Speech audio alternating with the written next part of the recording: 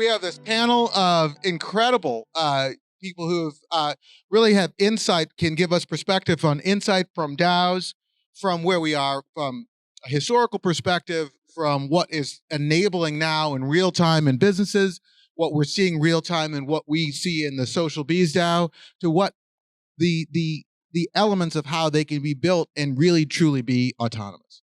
So the first question, so Dan, I always go to set the stage from a historical perspective and what you're really thinking about, like just from a really, just to set the room, sort of the historical context of what you've thought about it and how other people are thinking about it. Your take on what's going on with DAOs. You can have my microphone. Yeah, thanks. Yeah, I think pretty sure DAOs go back to DAX, if I'm not mistaken. Whoever remembers, like 8 years ago, 2013, 2014, the idea of decentralized autonomous companies. I think a lot of the excitement around NFTs and Web3 is this idea of, let's call it decentralized. There's a lot of words for it, but decentralized capitalism. There's one quote I like about capitalism, is that capitalism is great, just not enough capitalists. So I think the idea of decentralized autonomous capitalism, tax, and organizations, this idea of decentralizing really organizations, communities, companies. And I think the historical background on it is really, if you go back hundreds and thousands of years, if you want, people trying to organize themselves in ways that benefit the group, that benefit not just like the king or the the leaders and that be and so forth. So I think the problem with the finance part of it, the capital part of it, is that it's really hard when you have the central authority, basically giving out land deeds and minting the currency. So now, because we're in a new Web3 world where we can actually decentralize capital, I think we can finally talk about decentralized companies, decentralizing organizations. I think my favorite one, I know it's kind of cheesy when I talked about it with my team, my favorite one is DANs. I think we can totally can't do that. Yeah, no, totally. But I just mean that I think we can have decentralized autonomous nations or states or whatever you want. I think this will change governance. For me, and I'll leave it at that, for me, the killer app application of Web3 is decentralized governance, whatever you want to apply it to. So I think this is where DAOs come in, and I think maybe it goes back, at least, let's say this wave, I would say it goes back about 8 years since we started talking about this. So I'll leave it at that for now. But overall, it's the idea of decentralizing how we make decisions at a governance level, not just at a block validation technical level. And now we can do that because we can decentralize capital.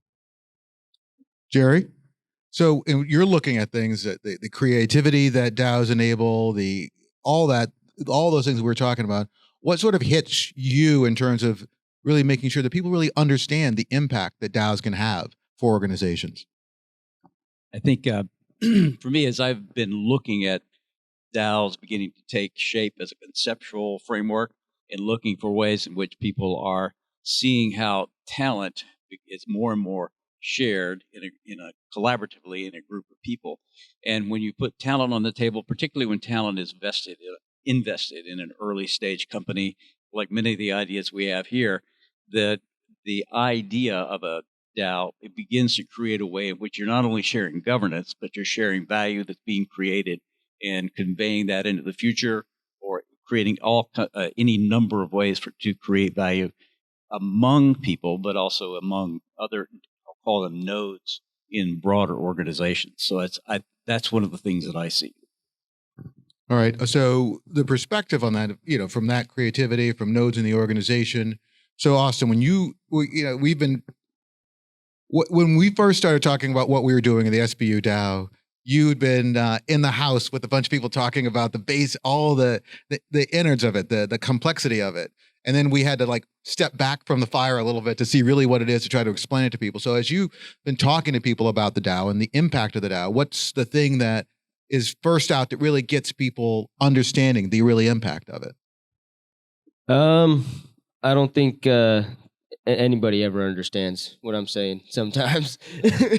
But what's really cool about it is there's networks and there's communities of people all over the world. Whether we've seen an emergence of Facebook groups with it can be like a book club or mom's club or ice cream club or whatever, and they all just interact on Facebook groups. But you have all these grassroots initiatives, and what the DAO offers and whatnot is tying those grassroots initiatives into a trustless manner and aligning incentives as well to really go out and accomplish. So, when I talk to people about DAOs, it's just more so of, I agree with what Dan said, that they can take over governance and how governments can be ran and changing the world in that way. So there's a lot to it and a lot of exciting stuff coming in the future. So Jorge, my just-in-time panelist. Sorry for that. But I think that the perspective on DAOs, I mean, we don't necessarily have to start with what's really technical, but I think what we really just understand the perspective, because you kind of bring a very global, sort of like a fintech, the governance, and real impact. One of the few people I know that can look at it from that perspective, from all these different perspectives. So when you start thinking about DAOs, where we are in 2022 and what we're looking at, what are you really thinking about? Like, what's really going through your mind about DAOs, like right now, and from a recency?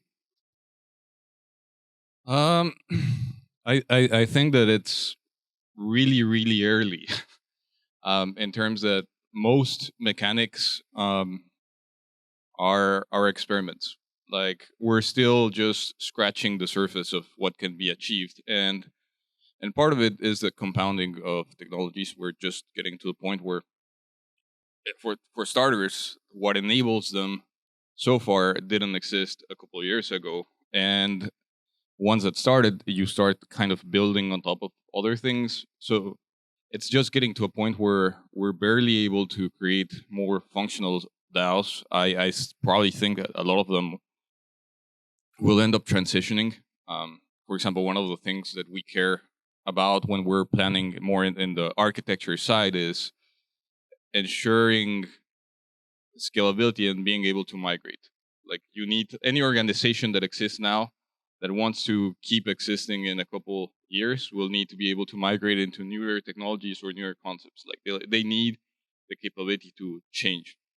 That said, I think it's pretty exciting. Like, we're in a point where we're starting to test new systems, and maybe one of the things that kind of was mentioned, but I think that the new, how to put it, the blockchain technology and having all the things that we have right now with crypto and DAOs, it's bringing something that could not be achieved before, which is basically programming and ensuring social incentives. Like, you are not only programming code, but you're also programming human behavior. In a way, like the idea of having incentives in DAOs and having rewards and all those things yielding, they kind of tend to be overused in some projects. Like, they're pointless, but in others they make sense. It's a way to reward people who are doing things for a system, and it's a way to incentivize certain behaviors. And without DAOs and blockchain, you wouldn't be able to do that. Like, it's a whole new concept that's just being explored, and that's also why it's an experiment. Because a lot of those mechanics could never be really tested before. Like, you're taking them to a trustless point right now and automating them. So, yeah, I think it's an interesting time. So just to follow up on that, so when you look at this, you talk about transitioning and building this transition. So we're saying that there are DAOs out there who've deployed code and it's just unchangeable. You can't change it. It's going to be like that forever. And so they just have to go to version 2 of the DAO. How? Yeah, so there's definitely code and projects that can't migrate, or it's hard to migrate, right? Like, when you're delegating permission in the treasury and other things, unless they had the appropriate architecture, and sometimes it was overseen, they wouldn't be able to migrate cleanly into a new set of, like, internal logic. but it's also that when you're planning those things, you need to think that probably you're going to be wrong the first time. Like thinking that you're going to deploy something and it's going to work perfectly is kind of an oversight. So you always need to leave some sort of mechanic that allows you to remedy that down the line. The most as much as you can. Like, because there's things that you need to live with, and it'll be harder, but as much as you can. And that doesn't mean like leaving backdoors. Like, you can actually get the DAO and make it like a transition or voting mechanism where people just decide new set of rules. But yeah, like I think that we've seen kind of what Dan was saying, like initial the DAX and like the initial DAOs. Some of the biggest, I guess, failures on DAOs came very early, and we'll still see a few. But the actual like DAO project had problems, and it's not that it really got hacked; they locked themselves out, and that can happen. They locked themselves out of millions of dollars of funding, and they hacked themselves. But yeah, it's early.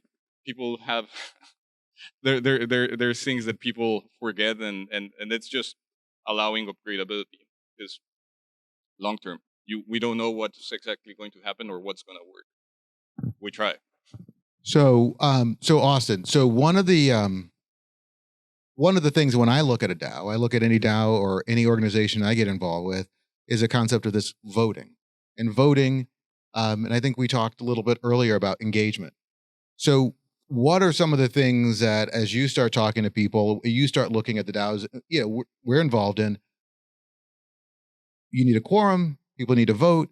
How do you keep people engaged? What's this, what are the mechanisms that you see? Because if you can't vote, you can't make decisions. If you can't make decisions, you're kind of dead in the water. So what are some of the things you've been seeing or thinking about that?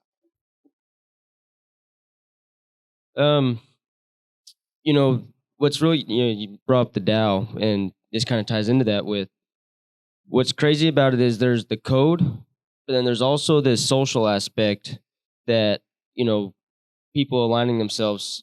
Like there's the code consensus to the blockchain. There's also the social consensus to whatever the community of people are doing, and they can choose to pivot or migrate, like he was saying. And so knowing that there's a huge psychological and behavioral mechanisms when it comes to the community, that it's not necessarily like they say code is law, but if the community wants to pivot, then they can use new code, or they can use a different type of DAO, or really something that they're more wanting to transition into. And so you want to be able to keep people engaged in the sense that giving them something to do, everybody wants to be able to contribute somehow, but as well as giving them a purpose and a mission and something that they're getting behind. All right, so Jerry, so as you're thinking about DAOs and you're thinking about, if for those you don't know, Jerry, he's working on some pretty expansive type of projects and thinking about things that are going on. And as you're looking at what's happening in DAOs today, maybe even some of the research and some of the people you're talking to, what are some of the things that are stretching the concept of DAOs and the identities of people associated with DAOs? How's that working in some of your research? Very slowly in most cases, because you're essentially creating a culture and one in which you're learning to trust what a DAO is and how it actually operates. But I think that what keeps drawing me to the DAO and giving me a great sense of possibility of the DAO is how well it can serve the function of drawing people into creative value creation groups and relationships with each other. It's very much the social dimension of it. So, because I think we tend to think of DAOs as the law, the structure, the code. And what I like to look at is how the law, the structure, the code creates the environment for connectedness among people, engagement with each other, as well as projects. And increasingly, and this is my key interest, is recognizing that a person's talent is unique and how that unique talent is reflected in the way that DAO operates. And so that the DAO seems to me to have the possibility of making it possible, let's say, in this room, to take a look around the room and say, okay, if we really knew who is in this room, what could we do together? But most of the time, we really don't know who each other is, what our capabilities are, what our real potentials are. And so the DAO kind of opens up a way to bring us all into a collaborative circle to create value. And so, and that's done, I think, most organizational folks are now beginning to be aware that what determines creativity is the level of trust, engagement, connectedness. And I think the DAO creates the environment for that. So Dan, when we talked briefly a bit about what you're seeing, was it in Switzerland with DAOs and what you're seeing and how people are growing and making things happen. So is there a level of how people are? I always ask the question: do we need a DAO? Or do we need it? Is it better just to have an organization? Because I think that we had a conversation in the last one, Corey, about is it a PTO organization? Can they get together, do it, or can they just raise money together and just move? So when you're seeing things in where you're seeing companies and organizations start up, what are some of the things that you're seeing in Switzerland? Yeah, I mean, it's there's this concept of foundations, right? So you set up a project like, say, Solana or Ethereum or whatever, and if you don't set up a foundation, and forget a DAO for a second, just an organization, most of the time with an actual legal real world structure where there's a board of people and there's a voting process, which again, back to history, I think there's a lot of decentralizations and a lot of good organizations, right? It's not like the CEO or the board decide everything. Of course, you have to pitch it by them. Just like you probably have to pitch a lot of stuff by the queen bees potentially, right? Point is, there's a lot of lessons in how we organize ourselves today in the real, I don't know what to call it, but like the old world, that we have to learn from. And I think we need to learn from the good things, from the stuff that works, right? And we don't want to like throw it away. So there's a lot of really good organizations. You can have like $1 trillion organizations like Google. Okay, forget Google. Let's say Apple, where you can have teams of 500 people that act in an incredibly autonomous way. If you go back, someone mentioned Dan Pink, and the idea of autonomy. There's a lot of organizations that encourage autonomy. In some ways, there's some decentralization. So I think in Switzerland, what's interesting, what I found very interesting is that the whole world knows who the president of the United States is, right? A lot of the people in the world know who the president of France is, maybe. Nobody, including a lot of Swiss people, don't know who the president of Switzerland is. Do you guys know who the president of Switzerland is? Nobody cares. No, seriously. So there's a very unique blend of direct democracy where they have cantons, kind of like provinces or states. And basically people, about once a month or so, they get a piece of paper at home with the issues of the day, of the month that they're going to vote on. There's a lot of both sides of the referendum. So there's referendums nonstop. People vote yes or no. That's all it is. Every month or every 2 months or so, people vote yes or no. So people care about issues. They don't care so much. It's not about like, the red or the blue or the whatever. It's like, do you care about allocating this much money to the military versus the whatever? So I remember a few months ago, it's like, do we buy another 10 fighter jets plane and add it to the military? So I think to me, Switzerland's a great example. That's why I'm there, so I can learn how we can bring things that work, structures that work to this world. And that's why, Solana, Cosmos, Tezos, Cardano, Ethereum, they're in my little town of like 30,000 people. There's 433 companies in a tiny little place because the legislations, the real world legislations is such that it allows you to create a foundation, which could be a DAO, a foundation that allows decentralization. Maybe just one idea I want to throw out is that it'd be cool at some point, maybe on this panel, but to talk about the D's, the A, and the O of the DAOs, right? Because you could actually create an organization where it's pretty D, high D, low A, okay, O, right? So I think the cool thing about this designing DAOs is going to look at the 3 parts of it, and I think there's more than that. For example, it's probably going to be a lot more letters, like the S for social, things like that, the I for like How do you include things like that? So I think maybe let's call it the non-functional requirements, to be a bit geeky about it, and then look at how you design for those non-functional requirements, because it's pretty easy to throw words out there like DAOs, but maybe we're like O's, or maybe we're like DOs, or maybe we're like O's. I think the hardest is the A, right? Because is it really autonomous when you have to vote and go in front of a committee and they decide?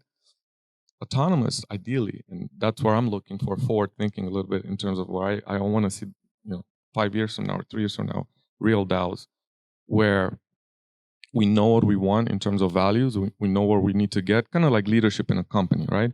I really want to get there. I want to have 100 million. No, okay. Let's say I want to have 1 million users, $1 billion, and whatever. Like you just have like business objectives, OKRs. Okay. Let's create some contracts. Let's create, how do we employ people? How do we onboard people? Every single one of those will be a process, and then it's all coded, and then it just happens. People just get allocated funds. People do work, and that's pretty autonomous. So that's the A part for me. It's the most incredible, exciting part where it becomes programmable. It runs itself. So you talk about the A part, and you talk about the organization component of it. The first time I looked at DAOs, it all seemed very conceptual to me, and I just saw this a mob of people, with pitchforks running through the, just voting. But people sometimes you don't realize that DAOs hire an executive committee. DAOs hire an operations committee. They do these things. So the point you make about designing the organization, it's absolutely fundamental to this. It's not just get together. Now we got a DAO. Now what? Right? It's DAO design. Yeah, DAO design, and that probably will be something that will be a skill that people need to really understand as we go forward. Can I just pick up on that? Because you talk about skills, and I think this is the right time, because I want to mention this at the right time. I think there's skills we have in the world right now, like political scientists, students of democracy, people who can come in on board and they don't have technical skills, but they understand the human behavior, involved in a group of 100, 150, 1,000, 2,000, 3,000 people. There's people who study this. They're the people who create political parties. They're the people who create campaigns. I mean, these are skills that are there, and what we need to figure out is how to include them in the design of the DAO. And just one thing, then I'll shut up. But I think DAOs are not necessarily democratic. And one important thing, that's why I said students of democracy, we have to understand how we use democratic behavior, systems, and how democratic and how do we make them work for the benefits of the DAO. So what I mean by that is that democracy by itself is not always perfect. And the founder of democracy, Socrates, that's the funny story. Morbid funny. He was killed by a democratic vote, right? So, we got to be careful when we design, and I'll just leave it at that because I'm Balkan, and I always look at the other half of the glass as well because I like to weigh risks. Got to make sure. I mentioned this to someone in the morning. I'll just say that and I'll leave it at that. But we got to make sure when we designed new world mechanisms, we don't become old world people. So we don't want to design new structures of social sort of injustice because we're like, let's create this DAO and we're going to democratically choose this CEO and this whatever, and we're going to take this issue on, but not this issue. So I think that's just a risk that we need to look at. So Jorge, so when you were looking at designing and looking at it, how many times do those kind of conversations happen about how decisions are made, what happens, what goes on, just in the SBU DAO? A ton. Most of the time was actually spent thinking on mechanics, on how they would be used and how you would manage, or how people would play a role, right? Like, we were just having a conversation yesterday. Like, how do you avoid giving most of the control to a whale, or how do you make sure that the people who are working get rewarded and they have certain autonomy? Like, for example, one of the things that we added was what we called an NFTCR, taking from the idea of curated registries where people have a stake and they're the ones that choose and create a registry, having a curated registry of NFTs where people who are actively managing community and being part of like the hands-on have autonomy, and they're the ones working and taking decisions day to day, and they have a yield and a reward. But that responds to the main like DAO and the more democratic part. But and kind of going to what Dan was saying was, I think that eventually you will have different modules. Like you will have different pieces of code that represent rules of your organization, and no organization will be the same, right? Like there will never be like a, you can have like a how to put it, a framework that works overall, but you need to adapt that framework to the people and the intention of the organization or project. And that's kind of what we were doing. Like when we were creating things, a lot of was how much do we want to have a threshold for voting? How much engagement do you want? What will happen if people are not engaged enough? Like there's a couple different things, and there's other like fail safes where maybe, for example, in terms of tokenomics, you want to ensure at least a maximum amount of inflation or a minimum. So there's constraints. What constraints do you want to have or make it easy to be changed? So there's a lot of points, and I agree. One of the things I would disagree, I wouldn't take current people who create political parties and campaigns. Maybe we can learn from them, but ideally I they didn't say the current ones. yeah. I said people who have that skill. Okay, if they're And not they were probably kicked out. okay, if right? they're Because they had if- unorthodox ideas. as long as they're not the current ones, we Agreed. can train a new generation. I agree with you. I agree with you. That's fine. But yeah, I think that there's a lot of considerations. One of the things I really like about the space is that you need to understand multiple components. You need to understand the social side, you need to understand the finance side, and ideally you need to understand the engineering side, and they all come together. And I think that eventually when you get DAO planners, they will have like certain oversight. Sure, there'll be like expertise, but they need to understand the different areas because it is a complex topic. And talking about current systems, I think that we need to plan for better things. For example, not full like having a full democratic organization not necessarily is the best if you want speed, because there's an issue of decision making. Like how long does it take to take action? Maybe you elect, and that's for example the NFTCR. The people who are hands-on working, they're supposed to be capable, and that's why they were added to the organization. And if they're not up to par, the same like subgroup should vote people out and in. But and at the other hand, you need to ensure that it's for the best of everyone that participates in an organization. And I don't know, like for example, talking about Socrates and the idea of democracy, one of the problems with in Greece, not everyone had votes. Now that came with consequences that were good or bad, because the problem is that people who voted might have an agenda, but usually they were knowledgeable and educated to take better decisions. So there's always a trade-off on what you decide. And for example, the other way is when you have everyone taking a vote, like millions, over a topic they don't understand, and it's what would be demagogy, like you're not capable of taking those, but you cannot allow agendas to crop in. So it's a really complex topic. Like it's really not a one size fits all. There's a book I really like for anyone that wants to check it out. It's called Social Architecture. It's pretty good, and it actually talks not about DAOs. It talks about, like, for example, wiki pages and how they were organized and having distributed groups before. Now I think we have more tools to make that happen in a more efficient way if we do it right. Oh, that's really good. So, in terms of what we're seeing here about DAOs, what we're seeing here about, it's a nice term. I mean, like I said, we even skipped the regulatory part, right? Now we're talking about the design part. So these are the things that people are thinking about. This is what people are looking at and really trying to understand. And that's what we wanted to really share here. The concept of this group of people and the treasuries and everything else. What about it that, what sort of DAOs are you seeing right now that are sort of like are really standard setting as you look through the market in terms of it doesn't have to be complete 100% perfection. What mechanics are you seeing out there that exist that people here might be able to take a look at and say, well, that's pretty interesting. They're really doing something. It's operating and active. I mean, there's a lot of like standard DAO versions. For example, the compound one. It's used as a base for a lot of things. Open Zeppelin also has been working on a couple.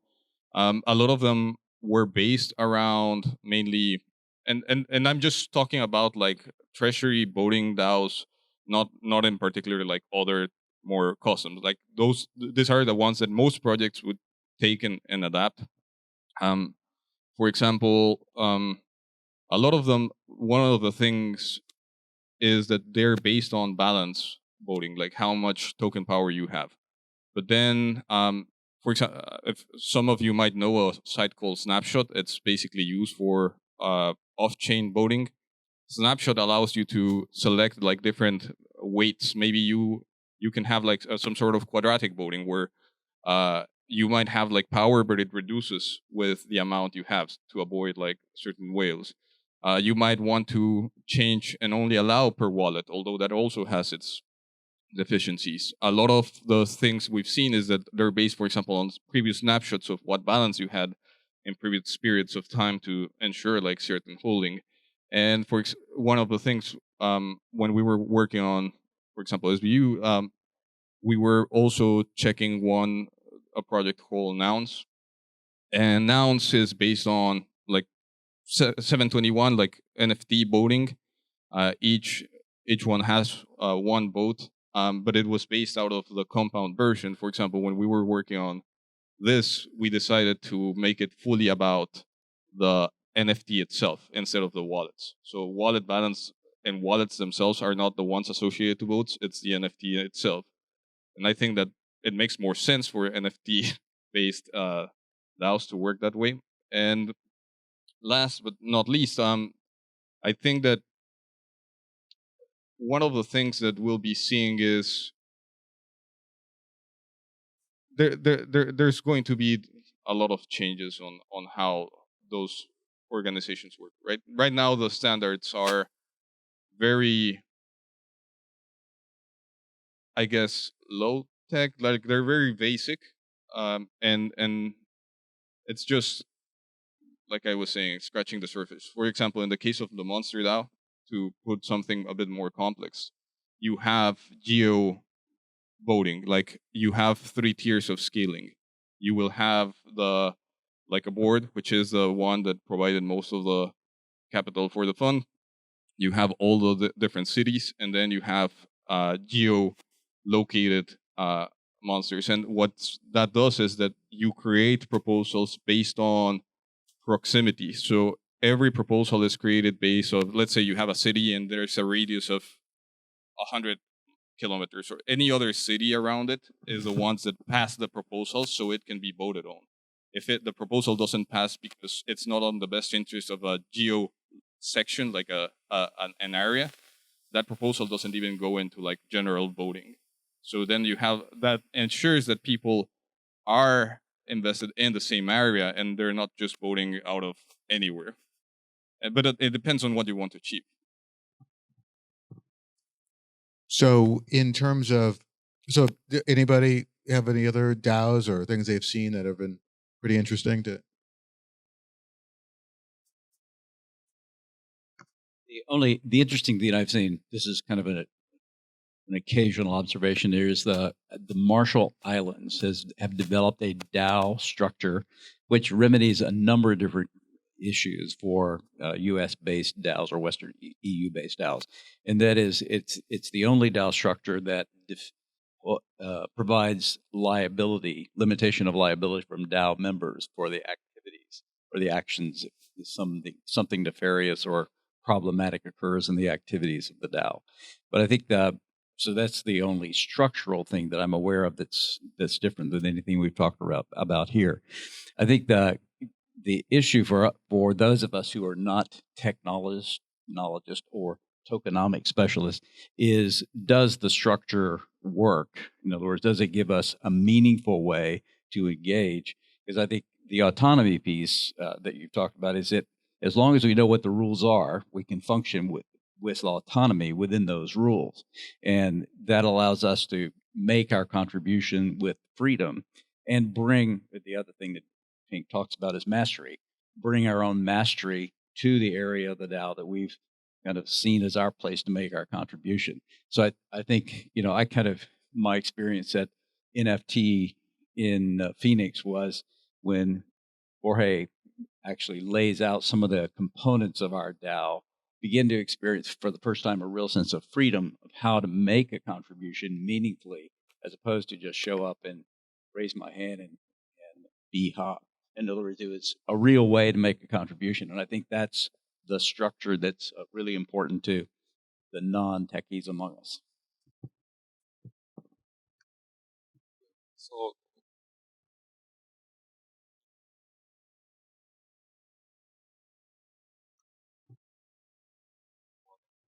now, okay. So to me, I'm a big fan of this idea of like learning the rules before you rewrite the rules. And I was talking again at the conference. I don't even know who we talk to about this all the time, but we talk about this concept of leapfrogging. I think leapfrogging is great in my mind. Go from step 1 to step 3, as long as you make an intentional decision to know step 2 and decide that it is right for you to leapfrog through it. But I'm not a fan of leapfrogging through steps and not understanding, because I think we'll make mistakes. So one thing, basically what I'm trying to say is that I'm a big fan of looking at what else is developing in the current Web 2 world, and what I call the Web 2 plus world. So I think we're in an inflection point right now where there's going to be two worlds. It's not going to just be the Web 3 world. It's going to be a Web 2 plus world. My opinion is that there's going to be companies investing billions and billions of dollars, such as Meta, in a not so Web 3 world-ish, but a Web 2's next Web 2, a Web 2 plus world. So what I mean by that is that we need to learn from people investing a lot of money and energy and thought and research so we can bring them to the real Web 3 world. So one thing I want to just point out is that I'm very conservative, super conservative in my excitement for new technologies, because I want to make sure that, they get validated. And so what I want to see is new technologies learn from old technologies and do things better. So old technology that's becoming a Web 2 plus technology is this, or a mindset. Gartner, a very important old world analyst that we should pay attention to, I would say, in our world, came up with a concept a couple of years ago called the composable enterprise. And I want to connect to what you just said initially about like migration.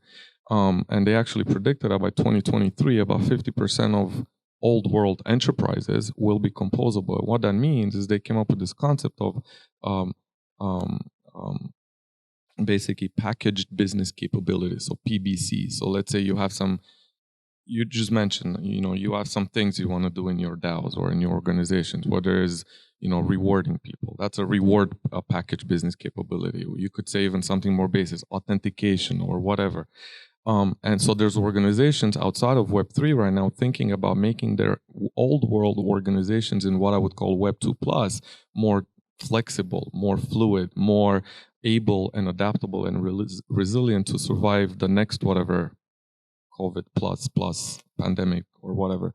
And my point is that we need to look at those. We need to understand what a composable enterprise in the multi-trillion-dollar industry that tech still is and will be in Web 2 plus is. Learn from those, bring them over. So what would a composable enterprise, package business capability look like in our Web 3 DAOs?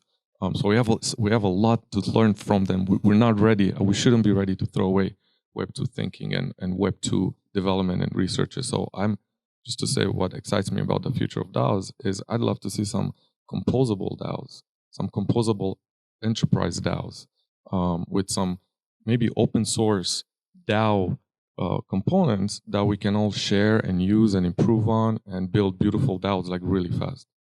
Because that's what they're doing in the Web 2 plus world right now. Awesome. So I want to take this opportunity to see, are there any questions in the audience about any questions in the audience? Yep. All right, here we go. Yes.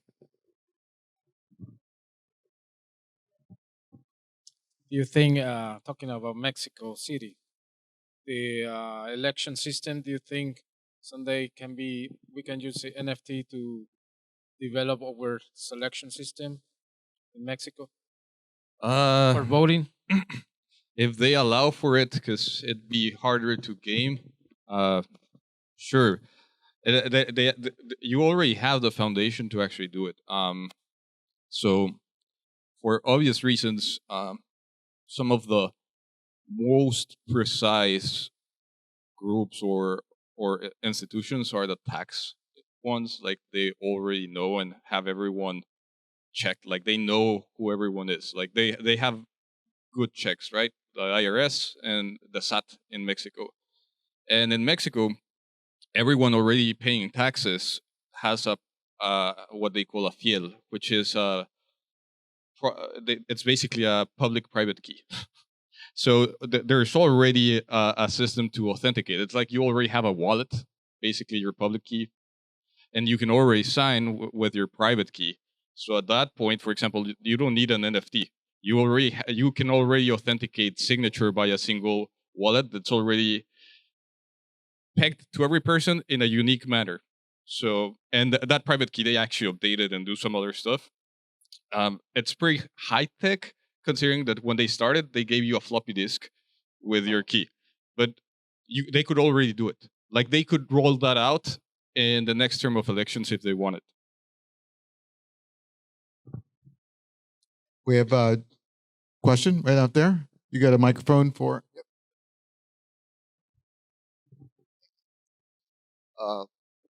There was some talk on the technical side of the DAO, the design side of the DAO. And my question is, we specifically said that once it's on the blockchain, it's kind of locked in. So you have to really think about things. Otherwise, you got to go to a V2. My question is, in designing DAOs today, which are backed by smart contracts, are you implementing upgradable smart contracts from the start so that you can continue to maintain the DAO going forward? You should, like that'd be the best practice. Not going into, and maybe you want to add something, but not going into too much technical side. Right now, what you usually would do is create like a storage contract, and the logic would be pointed somewhere else, and then you can keep the storage data, and then you change the logic, and you can give the access or the ownership to the same organization itself, so it can vote themselves into something new. I think it's useful to realize what immutability means in smart contracts. And I think immutability means not the smart contract itself, is a version of the smart contract. So version 1 is immutable, meaning if basically, in your DAO, you made decisions, no one will ever override those decisions through code or anything.